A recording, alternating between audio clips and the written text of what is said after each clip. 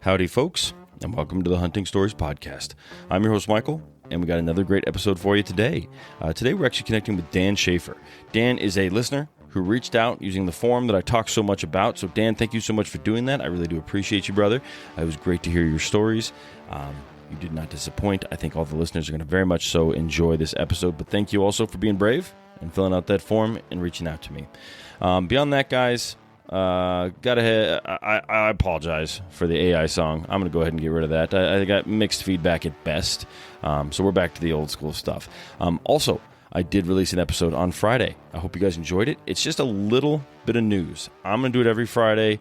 No opinion, just news on conservation, wildlife, public lands, and things like that. I encourage you to explore more. I'll throw some of the top topics up there. But yeah, let me know what you think of that. Send me some messages on Instagram or Spotify or wherever you are listening.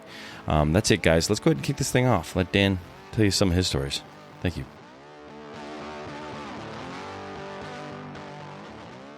All right, Daniel. Welcome to the Hunting Stories Podcast, brother. How are you, man? I'm good. How are you? I'm good, brother. It's funny. We talked before, and I'm like, what do you want to be called? You're like, Dan or Schaefer, and I immediately start with Daniel. So I apologize for that, man. No worries. Immediately I screw up. Either way, man, I'm glad to have you here. You're another one of the wonderful listeners that has found my little online, contact me form and filled it out. So thank you, man. I appreciate it. Yeah, no problem. Thanks for having me. Yeah, so let's do this, brother. I'm excited to hear your stories, but why don't we tell the folks who they're going to be hearing stories from today before we kick this thing off? All right. My name's Dan Schaefer, and I live in Maine. I've been hunting since 2017, and since I started hunting, I just wanted to be kind of involved in all of it. So I just deep dove into, first I started with turkey hunting, then I'm like, okay, whitetail, bear, applied for moose permit, everything that I could do. I tried to do I tried to do it on my own. I didn't want to hire a guide. And then I actually went and got my guide's license. Cool. Try to do as much as I could in a little amount of time. So, okay. Yeah. So you said you started in 2017. Did I catch that? Yep. Okay. What got you fired up? So I was kind of like a little bit like on a health kick. Like I wanted to, I was like, oh, I can get some meat that isn't, whatever from the grocery store, and what's better and what's more organic than that. And I was actually also interested in becoming a game warden because I was kind of interested in like the police department. And then I was like, oh, game warden would be cool. But I realized I, haven't done anything outdoors, so I needed to kind of learn it. So I kind of deep dove into that. And my father, who always was a hunter, I always had like knowledge of hunting, but like not actually, I never really hunted myself. So, and then I kind of wanted to do it for him because he had gotten sick. So, gotcha. He was a big part of everything. So, that's crazy, man. So when you were younger, did he try and get you out and just as a child, just you weren't interested, or was he just sort of like did his own thing, or like why didn't you kick it off earlier? That's an interesting origin story. Yeah, he was like really into it. Like we lived in Maryland, and he used to come to Maine and help guide up here and do some hunting up here. And then I can remember him taking me out a couple times. But I don't know how old I was, but I just like kept snapping sticks and moving, and like my nickname as a kid was like Wig for Wiggles, because they'd just be like, "Oh, you're always constantly wiggling and moving around." So that's a great nickname. Yeah, so he was just like, he's like, I don't know if you're cut out for it, type of thing. That's funny, man. That's too funny. Well, that reminds me of something, which is like I spoke to a friend in the past, and he told a bunch of stories about someone else, and I want to get a bunch of old timers on. Like old timers don't necessarily listen to podcasts.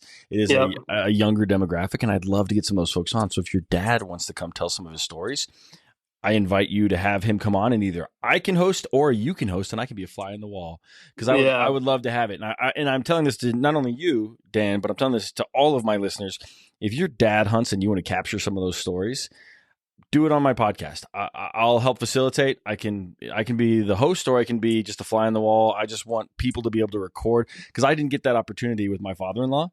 I tried. Yeah. He had pancreatic cancer, and he didn't quite understand podcasts, and he always just sort of pushed me off a little bit back when I first started. He's passed away now, but I wish I had his stories from his mouth. So to all your listeners, if you have an old timer, a dad, a grandpa, whoever it may be, and you do want, send them my way. I'll do it, or you can do it. I'd love to have some guest hosts. I think that'd be a cool thing to do. So think about it, Dan, and listeners. But I took us on a little rabbit hole there. Sorry about that.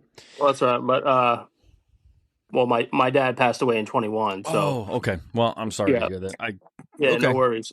Yeah. So, but and then all my stories kind of relate to him, so it'll be good. Okay. Well, I feel a little bit like an asshole there, but I'm with you, man. No, you're good. My father-in-law, same thing, man. I wish I still had him here to share camp with, if nothing else. So, yeah. That being said, that's a decent transition. Let's move to your stories. I'd love to hear about your dad. All right. So in 20, so I started bear hunting the fall of 17. I think it was, or at least the fall of 18. I think it was fall of 18.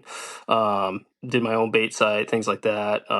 So from 2018 to 2020, I had bait sites in different locations, and each one got ruined by either like an anti-hunter or like somebody's dog or different things like that. So I could never get that kind of monkey off my back as far as getting a bear goes. Did you ever put any cams out and like capture people messing with your stuff? So 2 of my cameras got stolen, so and I didn't have cell camera. So never got to catch anybody doing it. Yeah. But then in 2021, my dad passed away in August 7th of 21. And like, I remember like every time something would happen to my bait site, he'd always be like, your time's coming. Just, you've worked really hard. I know that, you're going to get one. Yeah. And like that year, he knew I was prepping my bait site, and he's like, this is going to be the year you get one. I can feel it. Mm-hmm. And so he passed away, and it was kind of hard to keep going. I didn't really feel like hunting. Like, that's understandable, man. Yeah. So I try to like keep at it, kind of keep my mind off it, and just like know that I was kind of doing it for him, and something that he was passionate about. Yeah. So long story short, I did shoot a bear that year. Awesome. Yeah, which was cool. It was just, he came out, and I had actually passed up a couple small bear before that. And so it was kind of like, and then towards the end of the season, I was like, yeah, I'll take this one. And it wasn't like a great big bear, 130 pounds, just kind of average Maine black bear. Yeah. But yeah, was kind of the start. Yeah. Was it the same site that people had been messing with that year? No, brand new. I was actually helping a guide friend, and he gave me a parcel. He's like, you can put a bait site out here if you want. So I did, and I'd help him bait a bunch, and that's kind of how I got some access to some land that was a little bit more remote and a little bit less, a little less off the beaten path. So yeah. That makes sense, man. Are you sure? Yep. Do you think that your cameras, when they got messed with and other things got messed with, are you sure it was anti-hunters, or could it also have been some rascally hunters that just like stealing stuff, other people's things? Yeah, I mean, it could have been. Like one of my sites did have like some bleach on it, so. Oh yeah. Okay. Yeah, I feel like that's like pretty extreme, but that's like premeditated. Going to mess with your site. Yeah. So interesting. Okay, we'll continue. Sorry. Yeah, no worries. So then, that was a really tough year for me. And then, kind of to lead up to it, I can, just again, talking about my dad, leading up to, the fall season of 2022, throughout, I had a camera, and I had 2 really big bucks on camera. One was a 9-pointer at the time, and another big 10-pointer. In the fall of 21, I had a run-in with the 10-pointer, and then in 22, he was gone. Never saw him again on camera at all. But by that time, that 9-pointer had really blown up, and he was, I think he was at least 5.5, if not 6.5 years old, and like a 13-pointer, 155-inch deer. And I can remember like showing my dad those pictures, and him just being like, I'd like to see you get one of those. And we'd always talk about like those things. And so in 22, it was November 18th. I can remember I woke up that morning to go out, and I think it was a Saturday. And I woke up, and I had when I woke up, I was like, "Geez, I just had a dream about my dad," and I hadn't had a dream about him since he had passed, more than a year prior. Yeah. And so I was just like, that was kind of weird because he's just like in my dream, he's just kind of smiling at me and um, just kind of like looking at me and not saying anything. And I feel like I was like trying to get him to talk, and like I can remember like what he was wearing in the dream and whatnot. So it was kind of crazy. And then I left, well before dark to head towards my spot that I was hunting. And I can remember texting my wife and just saying like I had a dream about my dad, and he looked totally healthy, no hoses, no, because he was on oxygen. Mm-hmm. And just like, I was just like in his skin, no wrinkles, no gray hair. It was just kind of crazy. And so at that point, I had no idea or like any, like, I wasn't like, oh, I'm going to, shoot this deer today because I had a dream about my dad. Yeah. Um, so I'm like walking into my site and I just, I was kind of talking to him. And so I go, I was actually trying to get to this one spot and I was like, well, I'm going to check this field real quick just to see if anything comes out. 'Cause sometimes they'll cross the field in the morning. And so I'm walking up the field edge and I see a doe cross, and then I see another doe, and then I see like a small 6 or 8 pointer up on the way top of the field edge, like way at the top. And I look at him through my scope and I'm just like, no, not the one I'm after. So I kind of just sat there for a minute trying to think about, how I wanted to head into my spot that I wanted to sit. And then sure enough, that big buck, the 155-inch deer, walked out, and I just called him like the big nine because he was a 9 pointer for most of his life until he got probably about peak age. Mm-hmm. And so then he stepped out, and I can just remember it. It seemed like almost like it almost seemed like my dad was just like right there with me and just kind of raised the gun up and like helped me shoot. It was like 120 150 yard shot. Shot him in the high shoulder and he dropped it right there and died. Oh man, that's Yeah. too cool. Were you able to lean up on anything? Or were you just standing No, there and took a freehand. 120? Your dad was definitely there, man. Yeah. So, and I was carrying my father's 30-06 that he had let me use because I was trying to get my other gun worked on. And it's like a heavy Browning Safari. Mm-hmm. And so yeah, I made a nice shot. He dropped, but it was like funny because I don't even like really remember the shot. I can still picture the deer falling like in my mind though. Yeah. And so it's just, and then I just like went up there and I was like crying. I couldn't believe it. I was just like I put my hands on his rack, and it's just like one of those bucks you dream about. And it's just cool because um the other buck wasn't around anymore, and it was the last buck that my dad and I had talked about before he passed. Yeah. So I just thought that was really cool to have a dream about him, and then to have that happen to me the same morning just seemed pretty unreal. Yeah. And I can remember calling my friends and FaceTiming, and it's just like pretty high emotion, especially when you have a history with an animal like that, and you're after him so hard, and you put so much time into it. That's crazy, man. That's a super cool story, and I believe your dad was definitely there with you, man. He's looking over you and Yeah, help you with the shot, and probably guiding that deer right into you, man. He just knew it was going to yeah, happen. yeah. That's pretty So that cool. was, yeah, it was pretty cool. And yeah, I just remember driving it around town with the tailgate open, and the antlers out, and driving around showing all my buddies, and just it's just a beautiful animal. And I don't know, the rack is just unreal. That's So awesome, man. And you actually measured him out to 155. You said yeah, that's well, I had him scored. Yeah, yeah. Okay, that's awesome, man. Were you yeah, just completely overwhelmed? Like you said that you were in tears. Like how long did it take you to yeah. kind of compose yourself? Were you able to get like from shooting? Were you able to just go straight to the deer since you knew he had dropped, or did you have to like collect yourself there before you went to the deer? Collect yourself at the deer. Like how did that go? So Because when I imagine so being completely overwhelmed with everything. yeah, so when I first shot, and I hit him high shoulder, and he fell.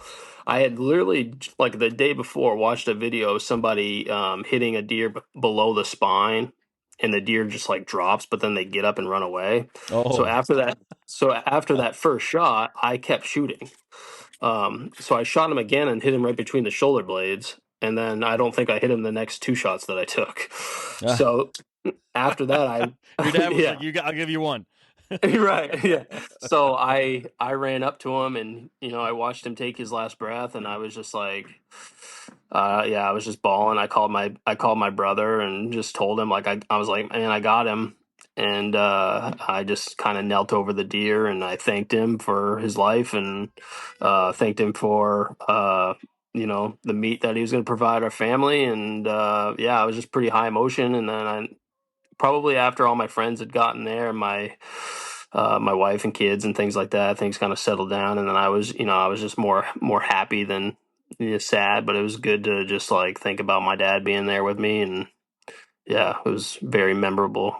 Yeah, dude, I believe it. Your story gave me shivers. I love it. Yeah. I also love that you went around town with your tailgate down and just showing off to your friends. Like yeah, that's good, especially a deer that big. Send me a photo of that thing when we're all done here, because I'd love to see it. I will. Yeah, and then my one of my buddies that I worked with, I'd check my trail camera and I'd be like, "Hey, I got him on camera again," or whatever, and I'd show it to him. And then him and I had talked about it. I was a teacher at the time, and we talked about it like all the time. He's like, "You gonna get that deer? You just gonna talk about him?" Like, So it was cool to pull up to his house and show him what he looked like in person. So that's awesome, man. What'd you teach? Yeah. I taught PE. Okay. Very cool. Yeah. My mom was a teacher. My dad started as a teacher and then worked his way up into the school district. So noble profession. A lot of respect for people that do that. Kids are a pain in the ass. So yeah, they are. But there's a lot of good ones too, though. There's a lot of great kids, a lot of great teachers. So good on you, man. Yeah. All right, man. Well, what else you got? That was a fun one. Yeah. So the following year, deer season rolled around, and I wasn't excited for deer season because I'm checking my cameras, and I'm kind of at the point now. It's like, if the deer's not really mature, then I'm not that excited about it. Okay. It's like I've shot smaller deer, but once you put your hands on a buck like the one I got in 22, there's nothing like that feeling. And not that I don't hunt. I don't hunt just for trophy. I hunt for the meat as well. So usually, like with my bow or whatever, I'll try and shoot like I'll shoot like a small buck in like expanded archery, which is just like hunting in city, or like a doe or whatever, because the meat's very important to me. But then at the end of the day, like I also like the challenge of, if I can get a bigger buck, then that's what I'll hold out for. And there's just like the accomplishment that kind of comes with that. I really like that challenge. How many tags do you get in Maine in a given season? So typically you get one. As far as you can get one buck for sure. Okay. And then you can put in for an antlerless permit, and then you have to specify which zone you want to be in. Okay. And then there is expanded archery. So if you do have an archery, or you bow hunt at all, you can hunt inside city limits, and you can buy basically as many antlerless tags as you want, and you can buy an either sex tag. Okay. Just one of those. So they're trying to kind of keep the population down in the cities, and stop the car accidents or whatnot. I wish Texas did that shit, man. When I lived in Texas, I called everybody trying to be like, "Can I hunt these deer?" And I was calling the city, I was calling the counties, I was calling game wardens, I was calling everyone I possibly could, and most of them were like, "Yeah, no problem, but you should probably check with this next person." And as I worked my way down the list, eventually like, "Oh, actually, no, you can't." Either because like your property's not big enough, or like I think at the time I was asking about my father-in-law's property. He lived in San Marcos, Texas, and you're just not allowed to hunt within city limits. No hunting. Even if you own your own property and it's inside limits, you're not allowed to. And there were some awesome deer. I mean, I don't know anything about scoring whitetail, but at any given moment, there were a shit ton of deer in his yard, and some of the bucks were huge. His neighbor would feed them. And Yeah. he would shoot them with paintballs because he's like, I want them out of my yard. Like Yeah. they're ripping apart my garden. And so I was like, hey, Yeah. I know how to get rid of them. I know how to get rid of them better than a paintball. But unfortunately, Yeah. Maine's thinking a little bit farther ahead than Texas is, I think.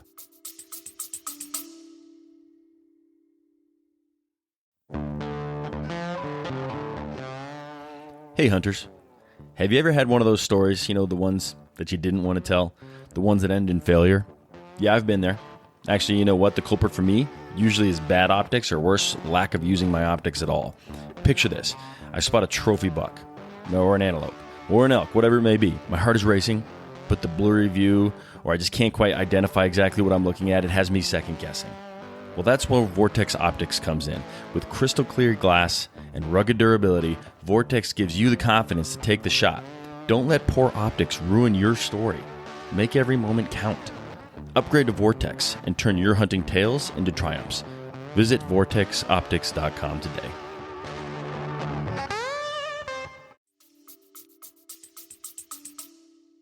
Yeah. Maine's tough to hunt. There's not a lot of deer here, and there's a lot of woods, and it's thick. So it's tough hunting, but I don't know anything else because I've only hunted in Maine. Yeah. So to me, it's the best. But That's the right attitude, man. I know I know people talk about out west and things like that, but like I think some of our deer are underrated. Like there's some big deer walking around in Maine, and they're hard to get on, but Yeah. they're just different. They're big, swampy, just nasty. They got Yeah. cool racks. Yeah, I don't know. Yeah, Texas has so many damn deer that it just seems to me like they are malnourished because there's not enough food for all of them, and they are just skinny, piddly little deer. In most places, you go to like the high fenced areas, and there are some crazy deer, some giant deer that are like fed protein all year long.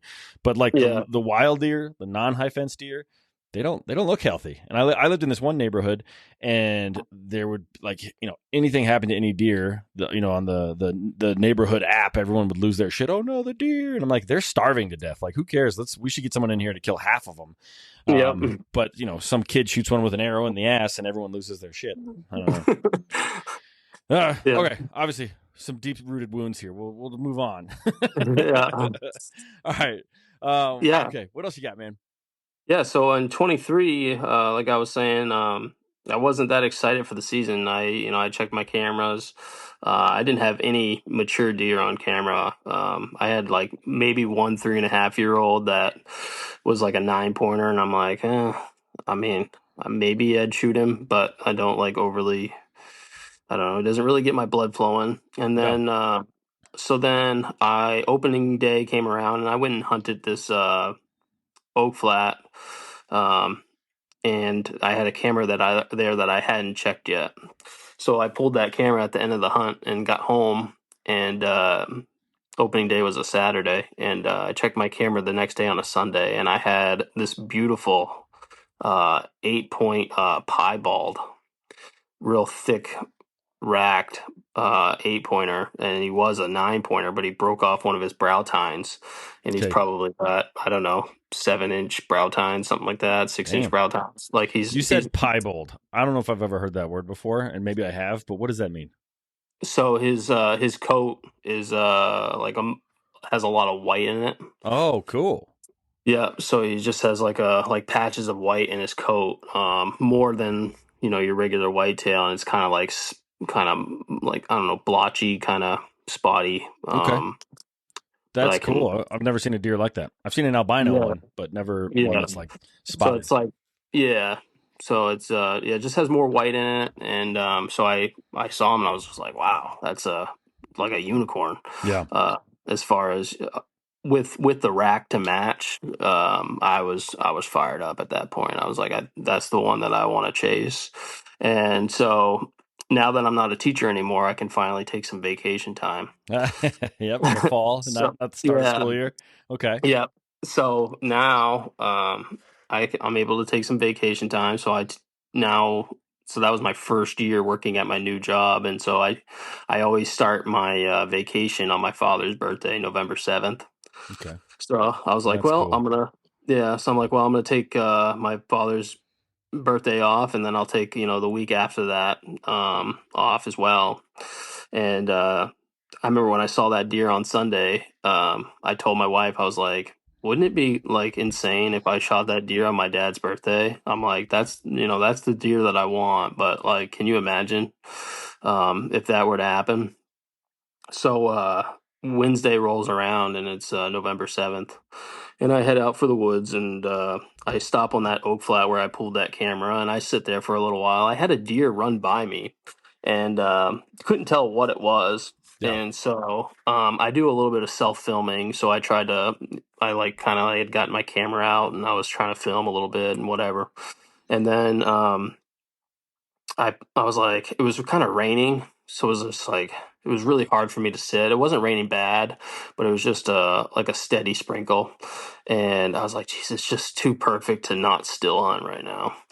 And so I was like, I gotta move. So I packed up my things and I started moving. I checked some different spots, and I got real close to a couple deer. Like I got real close to a spike horn, probably like 10 yards. Oh, that's cool.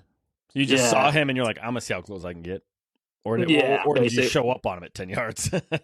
So I saw him run, and then he kind of like came back through. I think there was a hot doe in the area, Okay. so he was just like smelling the ground, and then he kind of came up to me and he's like looking at me, and I'm just like looking at him, and he's kind of trying to figure out what I am, and then I'm just like, I kind of pulled up my rifle, and I was just like, geez, I could just smoke you right now. I'm like, I'm like, but come see me in a few years.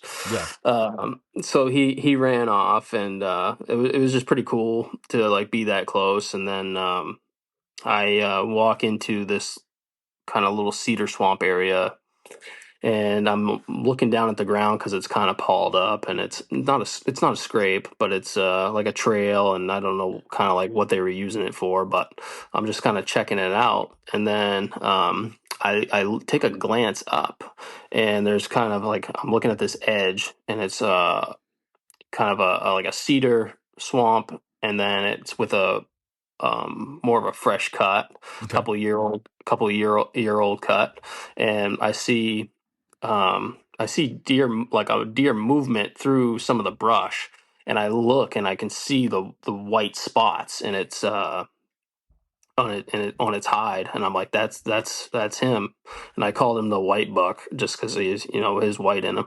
So Yeah. I'm like, I'm like, there's the white buck. And I'm like, so I'm thinking all this in my head, and he's got his head down and he's kind of like feeding along, and I just shoulder my rifle, and he steps into and this is literally 10 yards max, and I put it right on his shoulder, and I shoot, and he runs off like shot out of a cannon, and I quickly jack another one in, and I shoot, and I hit him again, and right there he just nose dives into the ground, and I'm just like, holy, the deer just died right in front of me at like, now he's at like 30 yards. Yeah. And I'm just on my father's birthday.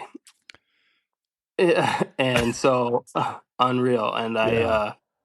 so I just call my buddy Jason, and I'm just like, hey, I just shot that white buck that we just talked about. And he's like, no way. And like, this, I'm like trying to call my buddies, and trying to call my brother, trying to call my wife. She's at work, and like, it was just chaos. And I'm just like, but we're deep. I'm deep back in the woods. Like, I don't know, it must have been at least a mile. Like, it was pretty far. Yeah. And so I'm like, I don't know how I'm gonna get this thing out. And so yeah, it was just unbelievable to walk up on him and see his rack, and he had buried one of his antlers into the dirt. And so I got to go, took him out, and just kind of, again, I always try to, my dad always said, make sure you thank the deer. So I always, that's one thing that I always try and do. And I just kind of kneel down over them, and, say like a little prayer, and just, thank you for, Yeah. giving your life for me. And, and kind of thank my dad for being there. And so, yeah, trying not to get emotional about it now, really. Dude, it's awesome. Yeah. First off, I want to ask if your dad will go hunting with me. Right. And then Yeah. I want to ask, did you have much success I mean, I don't want to be insensitive, but did you have a lot of success before your father passed away, or was it like, once he passed, was he just there in spirit and just all of a sudden you started crushing it? Because these are great stories. They're really cool. Yeah, so my first year deer hunting, I got you can kind of see it on the back wall here. Mhm. That was my first buck. It was a 6 pointer, just a 2.5 year old 6 point, like pretty, I don't know, pretty good first deer, I thought. Yeah, I back then I didn't know anything about big bucks really, or that there was really such a thing. I just hunted and didn't really care. I was just out trying to learn as having much as I fun. could. Cool, Yeah, man. I was Very just having cool. fun, and I'm still having fun. I just try to challenge myself a little bit more. Yeah. And then I'll like my go ahead. Go ahead. yeah, and then like my second year, I shot a spike horn the last day of the season. Probably the same deer I passed up the first day of the season. But it was just like at the end of the day, it's about getting some food Yeah. for the freeze for me. So, but I mean, if I can hold off for a bigger antler deer, I will. But yeah, I've shot in deer every year since I've started, but the last 3 years I've really done well as far as mature deer. Okay.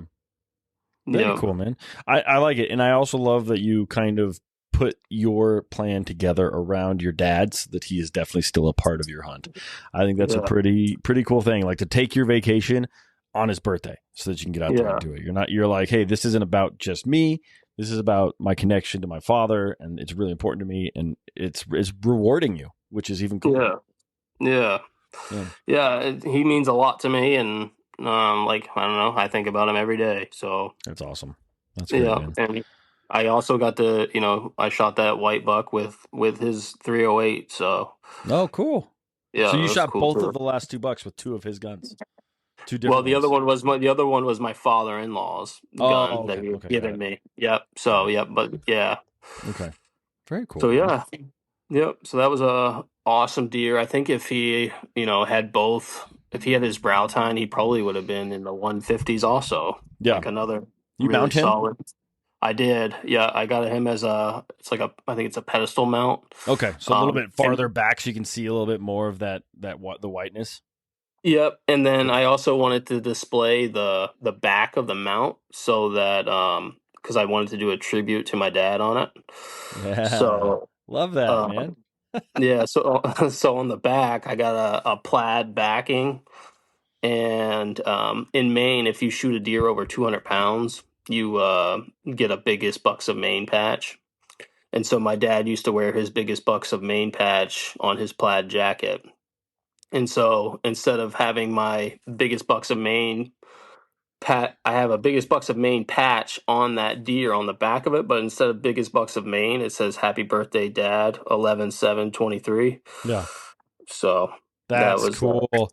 Do you have? I'm assuming the two bucks we've talked about, at least one of them was over 200 pounds. So you have your own patch.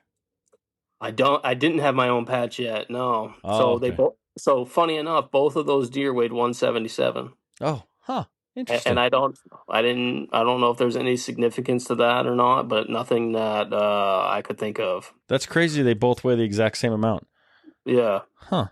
So now you need to go find yourself a chonker so you get yourself a patch, man. I know. So Find some old beat up deer with a small rack, but just plenty of meat on him.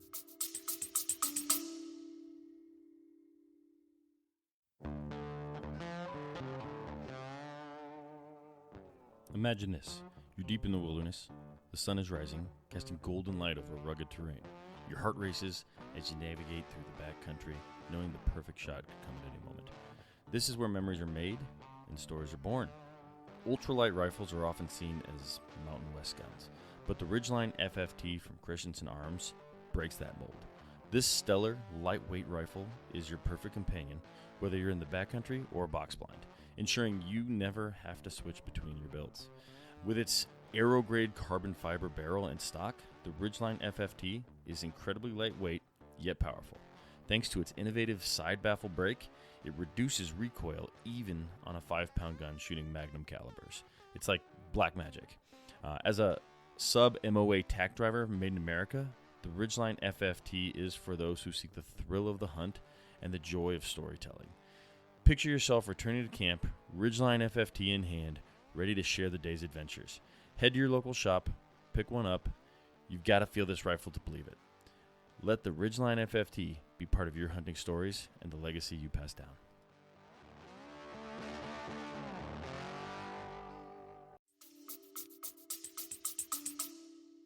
Yep. That's so that'll bring me into my next story, actually. Oh, there we go. Let's do it. Yeah. So this past season, 2024, I I had this one spot that I bow hunted, and I had a pretty good buck on camera. I was like, geez, he's pretty fat, and he's got a big old rack. I think he's probably like closer to 10 years old. He's got a nice big wide rack, but you can tell that he's kind of starting to go the other way. And I think I had a run in with him during archery season. I had set up in a spot, like on a point that was close to another little island that I thought he might be betting on. And just like 5 minutes before the end of legal, I hear a deer get up out of its bed, and I'm like, that's probably him. And he's walking, you know how like mature deer walk, like they just, take a step and they wait and then they take another step. They're not everything around them. They're just watching, looking, smelling. Yeah. Yeah, they're just like taking their time. They're not like, in a hurry at all. And so he gets up.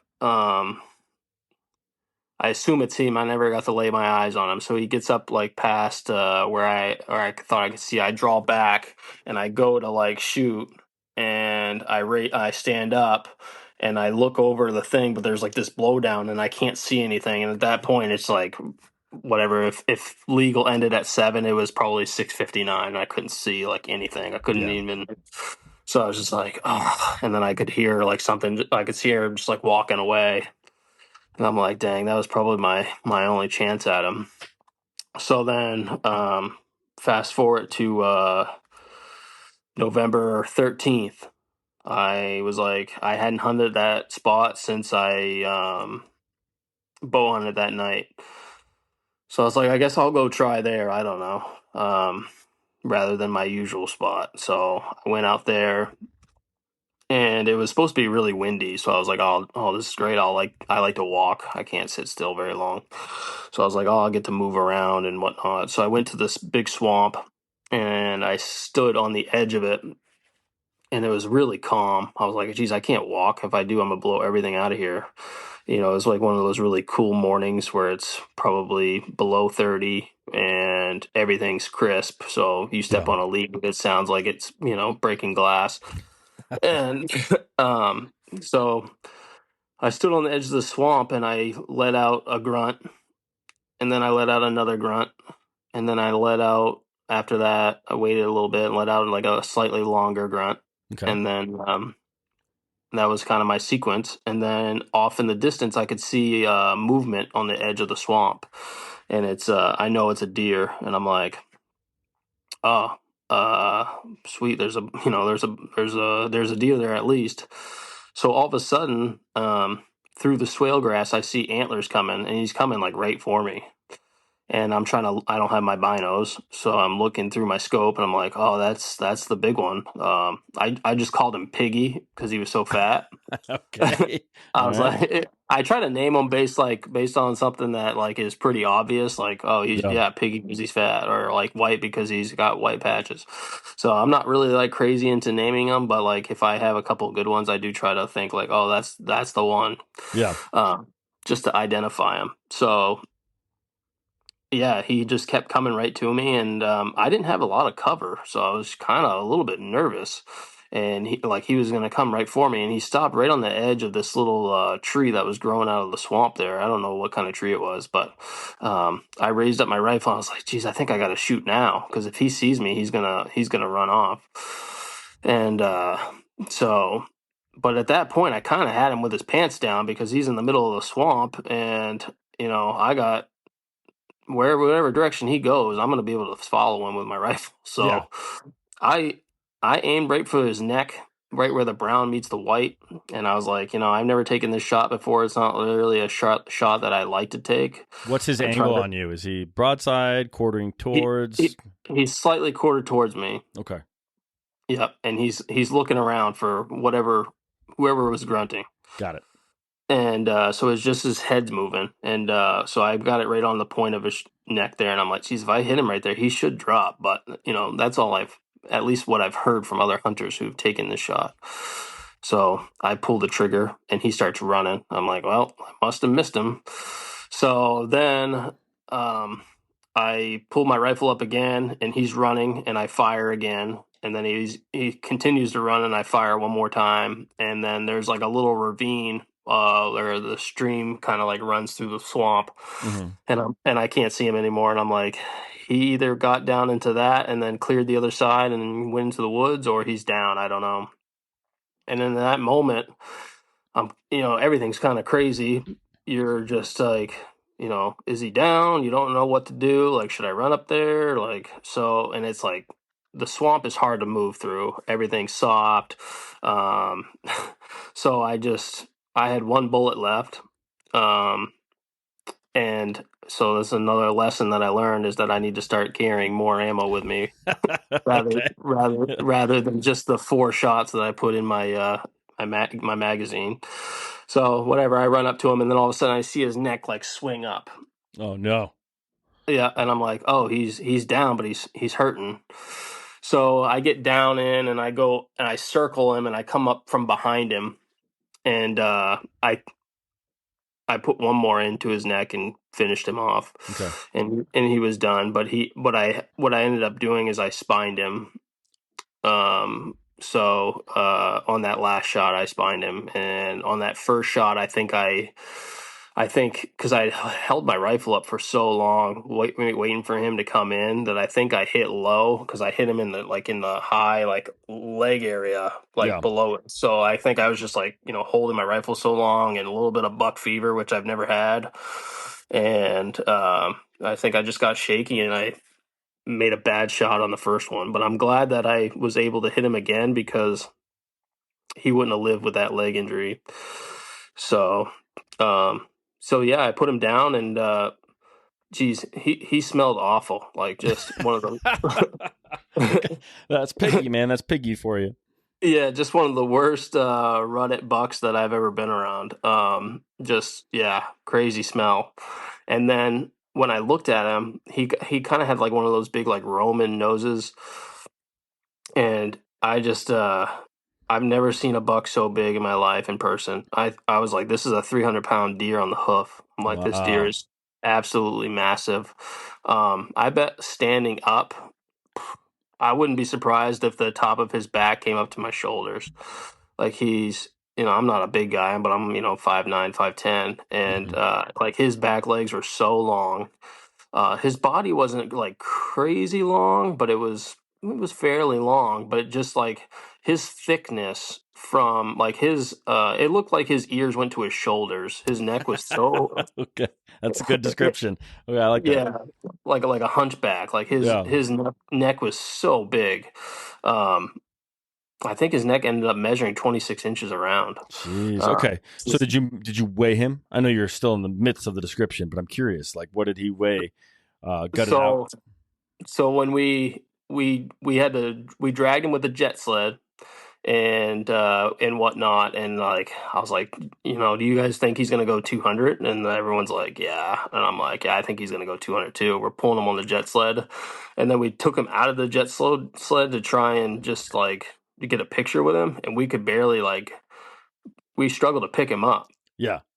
So we got him to the weigh station. He ended up weighing 225. Hell yeah. So Yeah. let me ask you about that. So the main big box club, 200 pounds. Is that uh in with guts in or guts out? Guts out.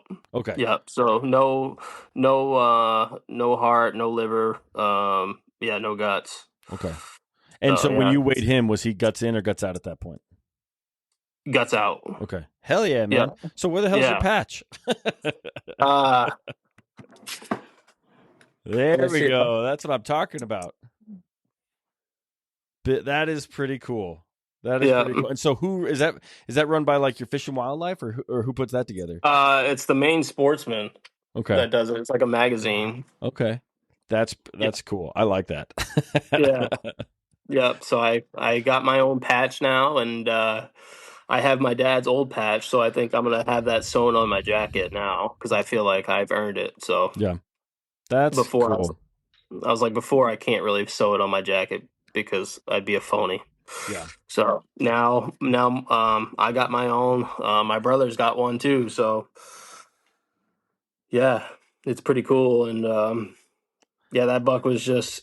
I wish he could have seen it in person. He's just massive. Yeah. Do you have photos of that one too? Yeah, I want to see I pictures do. of all of your deer, man, because they're all very Yeah, interesting. Um, yeah, Gosh, I wonder what other states have cool things like that. Like not necessarily antler size, just like animal size. Like you got yeah, yourself a chonker, like, and they give you a little patch for it. Because I think that is really cool. yeah. I think New Hampshire might, but Yeah. yeah, I think they have a biggest bucks club possibly. But Huh. like I said, I've only hunted in Maine. I thought about going to New Hampshire last year because I had tagged out on the 13th there, but I decided not to. Just whatever Thanksgiving rolls around, and then Yeah. I'm all about my. I got two little girls, There you go, bud. and so I try to spend as much time as possible with them. Like hunting's one of my passions, but family's always first for me, and Hell yeah. so yeah, if I'm not hunting, then I'm probably with my girls. That makes So sense. That makes sense. yeah, Same, man. If I'm not hunting, I'm with my family for sure. yeah, I think you told me you had 3 solid stories and a bear story. So I think have we hit them all, or do we got any more for us? yeah. Yeah, that's those are my three best stories, and just like again tying in that last year, just like I'd always wanted to get a big buck patch like my dad had on his jacket, Yeah. and so again, relating it back to my dad and having him, again, kind of with my own patch and being able to live up to what he was able to do, and also join my brother and him in that club feels pretty good. So yeah, those are my stories that I kind of I don't know am the proudest of, I think. Dude, I love it. Thank you for sharing, Dan. I really do appreciate it, man. Like I've had Yeah, a few folks on the show kind of like tear up a little bit because they're telling an emotional story that means a lot to them. And I think yeah, that's a big part of all this. They can't always be about people crapping themselves or like running off with their yeah, pants off or something. Occasionally, we just need a beautiful story about how, the stars aligned and yeah, you had an opportunity to do something that honored someone that's not with you anymore. So thank you, man. yeah, That was really yeah, nice. I appreciate it. yeah. Thank you for having me. Of course, brother. Let's do this. Do you want to share any socials, any business, anything you're doing, or you just want to walk off into the sunset? Your call. Yeah. I mean, if people want to follow it all, my Instagram for my personal is just Schaefer D. Okay. Um, and then I also do a hunting show with my buddy on YouTube called The Maine Hunt. So you can find us on Instagram and YouTube with that. We actually have a story up on called the Dream Buck, which is the one of that big buck I told on the first story there, Okay. where I had the dream about my dad. We just called it the Dream Buck. So you can watch that story there. I'll watch it right now, Um, man. I can't wait. As soon as we're yeah, off of here, I'm gonna go check that out. yeah. So yeah, hopefully you like it. My buddy Zach does the editing and does a great job with that, and yeah, we've kind of laid off it a little bit, unfortunately, but yeah, I think we've produced some pretty good videos, and I got another good hunt on there from 21 where I shot a pretty nice buck in there. That's Nice. Awesome, man. Well, I'll put another one I links. think you'll enjoy. Perfect. I'll put links to Yeah, all that in the show notes. So if anyone wants, just check that out. Click on it. It'll take you right to it. Dan, man, thank you again. I really do appreciate you taking the time. I know it's not the easiest to schedule, especially you East Coasters, man. You guys are tough to schedule with. So yeah, it's like I've got my work 9 to 5, and then I got my kid time, and that doesn't yeah, go. My kid time is kid time, then podcast time. So I'm glad we were able to make this work. So yeah. Thank you very much for having me. I'm yeah, bud. happy to be able to share anything about my dad too. So Hell yeah, man. Hell yeah. And I have a feeling that you're gonna have a few more good seasons, and I bet we'll get you back on here in the future. Sound good? yeah, that sounds great. All right, man. Thank you. Yeah, take care. All right, folks. That's it. Another couple stories in the book. So again, I want to thank Dan for coming on the podcast, being brave, sharing his stories. Trust me, guys, if you think you got a good story, let's hear it. Even if you only have one, I'm thinking about putting together some compilations of folks who don't want to put together a full episode, but maybe want to do just one. Reach out to me. I'd love to connect, hear one quick story, send you on your way. But Dan, thank you, man. I really do appreciate it. Give him a follow, folks, if you want to. Again, please check out my Friday episodes and give me some feedback. If you think, hey, get that out of here, I just want to hear hunting stories, totally fine. If you do appreciate a quick 5-minute clip of what's going on in hunting, fishing, conservation, wildlife, public lands, etc., then tune in. That's it, guys. Make sure you review us, you follow us, and you share us with one friend. Thank you so much for tuning in. Dan, thank you again for coming on the podcast. Now, guys, get out there and make some stories of your own. Thank you.